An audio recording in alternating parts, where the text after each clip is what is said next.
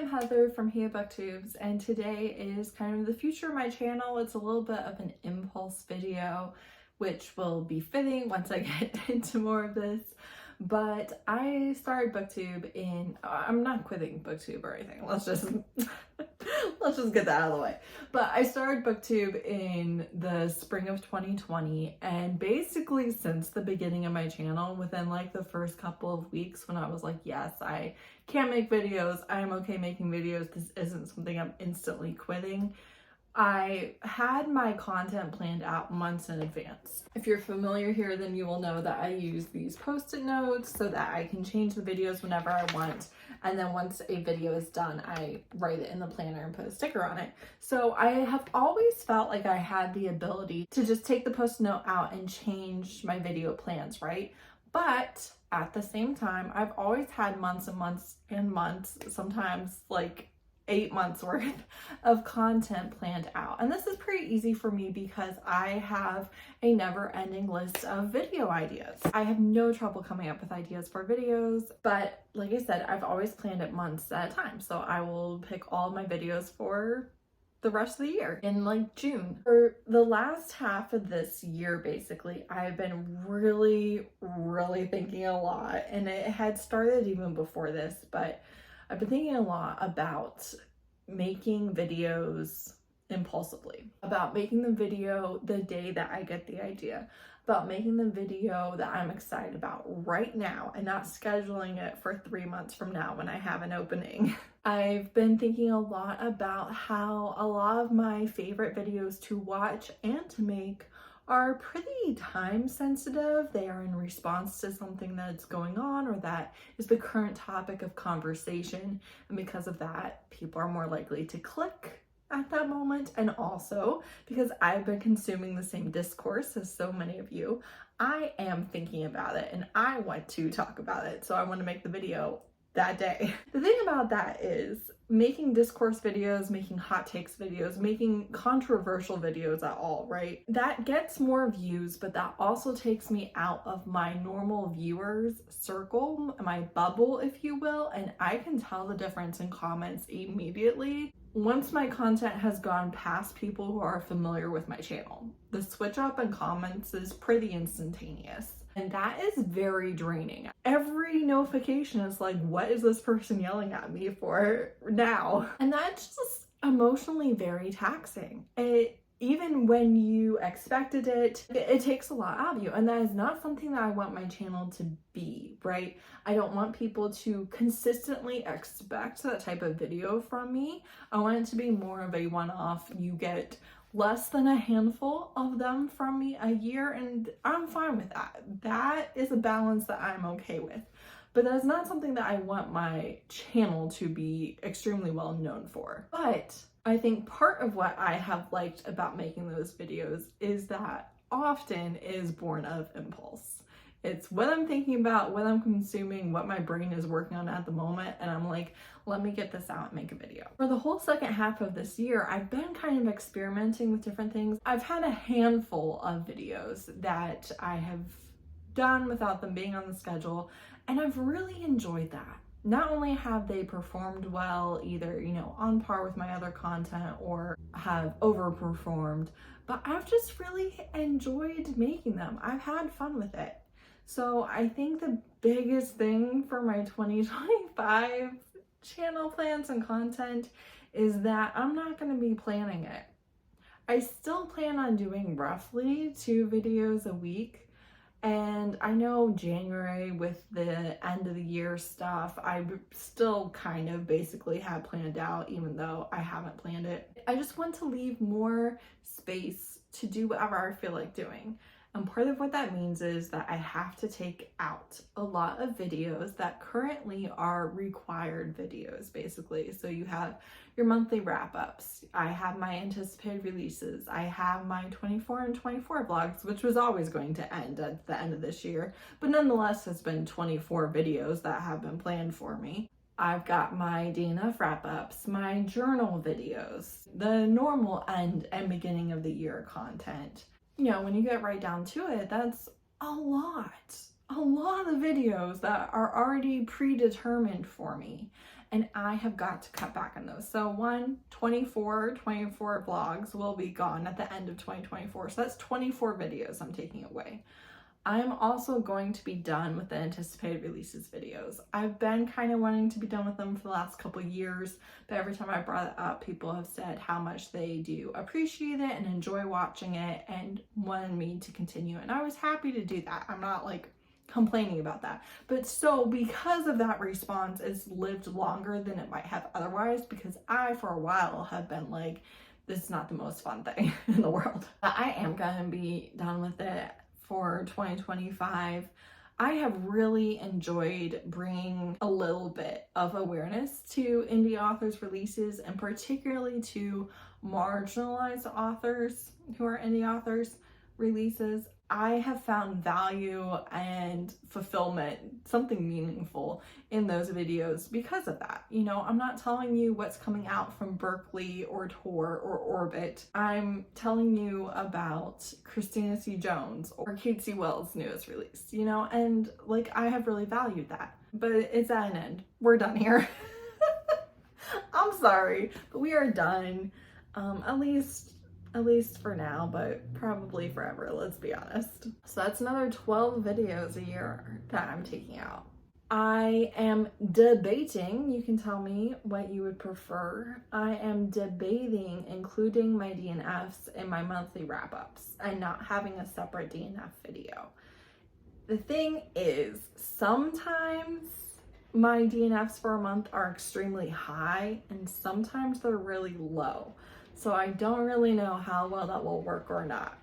I don't know. Let me know your preference though, and I'll take it into consideration. Another thing that I'm going to be coming back on in 2025, because I don't feel like quitting. I don't want to be done making bookish content, but I need to pivot. I need to cut back in different areas, and I need to do things to protect my enjoyment of creating content.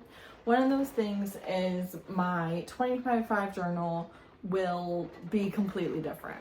In my 2024, 2023, I have, you know, done all of these stats in my journal for every single book that I've read. I've had so many different things to fill out, and that's got to stop. I've enjoyed it. I'm glad that I did it, but I am officially burned out on it. And so because of that, my 2025 journal, I want to not be a requirement for any one book that I finish. I can put books that I really like in there. I can do any sort of TBR or project or any sort of spread I want, but I just don't want it to be a requirement that I need to go and fill out 50 things every time I finish a book, which I've always, you know, talked about that being a problem. So while I do already have my new 2025 journal, I'm not going to have a 2025 journal video. I will probably end up still doing a mid-year journal video to kind of show you what's been happening, and you'll be able to see it in vlogs and things like that. But I don't really know what it's going to look like, to be honest. And right now, I really don't feel like doing it at all. I mean, I want to do it eventually, but like usually this time of year, I'm pretty excited about setting up all of my spreads for the next year, and right now I'm not. Right now, I'm just trying to put the laundry away, do the dishes, and decorate for Christmas, and that is already too much. One thing I have been having fun with that I didn't really think that I would or could before is doing specific like project videos. The video that you had before this was finishing my entire pre-2024 TBR, and the video you'll have after this is actually a collab where we read specifically for that video, which again is something I said I would never really do, but and it was terrible.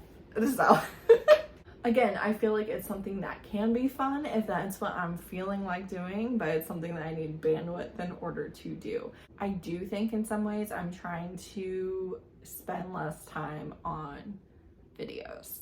Again, not like all of the time, but just less time. I've talked so many different times about preserving my enjoyment of Booktube, and more importantly to me, preserving my enjoyment of reading and not sacrificing my enjoyment of reading to make bookish content. And so part of that, a huge part of that, is that I'm always trying to pay attention to myself, paying attention to what is working or what is causing stress when it comes to reading, and trying to kind of nip that in the bud, trying to do whatever I can to prevent burnout rather than trying to fix it once I'm in it. I've already been doing this. I've been doing it for the rest of the year.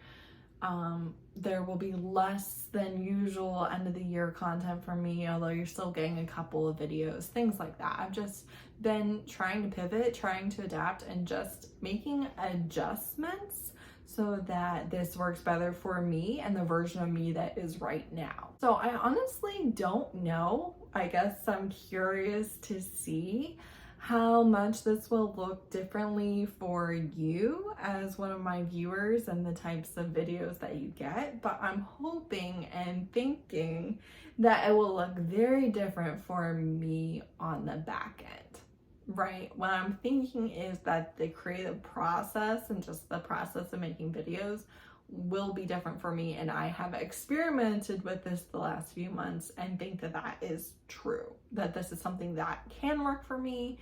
Whether that I do this for the whole year or not, I mean, to be determined. Nothing is set in stone. I'm not locked into, no, you can't plan a video for 2 weeks from now because we are only doing impulses, nothing like that. It's just I'm not doing what I've always done. And I'm just curious to see how different it's going to look, both from my point of view and yours. So, and then this is like completely unrelated kind of, but I'm really curious what you guys have to say about it. So I don't know, this cannot all be in my head, but I have noticed that so many of my favorite authors are not publishing the way that they were before. I was getting many more releases from them. Now I'm like caught up on their backlist and they haven't published a book in months or longer, or it's like one book, whereas usually it's 6. Like, so many of my favorite authors have just really slowed down on how many books they're coming out with. And then I have not been finding more new favorite authors at a speed that is able to kind of take up the slack of that. So I feel like my reading has been pretty lackluster. Yes, I've had like some huge hits and hidden gems, but even those, it's been like, okay, you read that and then the author like doesn't have anything else. Or like you finished everything there was and it's not done yet. And so it's like, even those hits are just not like giving me a ton more books to read. And I'm just feeling like I'm basically rereading and reading duds. All of my enjoyment is coming from rereads, and then every time I try something new, it's like not that good. I think what it is every time I would read like a couple of books that weren't that good, I would then just read the next book on my TBR from one of my favorite authors. And because there's been like a real slowdown in their production, I've caught up. Like, I'm all caught up and just sitting here waiting for the next book, and then I read it on release day and then we're done again. I'm curious if any of you are having like the same experience or not, or if it's just painfully tailored to me and my favorite authors. But yeah, I would love to know what you think about this. I would love to know, you know, what you've really enjoyed seeing from me or what you hope to see from me. And I would also just love to, I'd love to hear that you appreciate my channel, that you would care if I left. Because one thing that does like really help me to not want to quit making bookish content is I think about my favorites that have stopped, and I would give anything for them to come back. I think about them all the time. Like, they're not gone from my mind. They're just gone from Booktube or YouTube or what have you. But yeah, sometimes it's just nice to know that anyone cares that you're putting out videos. So there you go. Is this the beginning of the end? I hope not. Honestly, I hope that this is kind of a much needed boost and a life-giving little transfusion that we've got going on, but I guess we'll see. I guess we shall see. yeah, I think it's gonna be good for me. I think it's gonna be good for the channel. Yeah, hopefully that will just be good for all of us together. Thanks so much for watching. Bye.